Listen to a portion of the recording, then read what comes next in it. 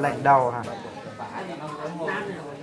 Ví dụ tôi cái logo của ta thì thôi tao lấy Tao nó không đi biết bỏ chuẩn hơi từ xác chưa đấy. ai tha thứ. Cho mà quá trơn nông. Ngoài nào không phổ điều đó tôi Tôi nói tôi mà trơn nông ít ra ít Sao ra. này tao ngoài nào theo không mày? tới tầng. Hả?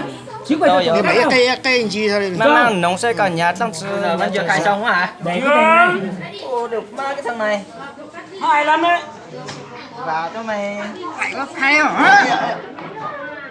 Thôi. Rồi được chưa?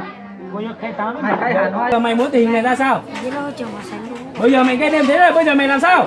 Để giải quyết với người nhà. Ta hỏi người nhà mày gây nên là mày gây nên. Mày gây nên bây giờ mày nói đi. Mày say nói say từ nãy giờ rồi mày cứ nói say biết là tao không biết là mày. Nói nghe mày giải quyết ra sao?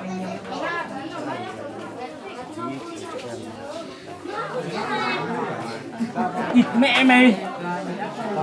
Mày nói lại lần nữa nhá. Tao nói mày thích theo. Rồi mày nói lại. Bây giờ mày làm sao giải quyết điều này?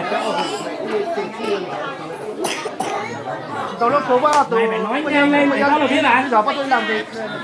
Đến mày hả? Cái gì?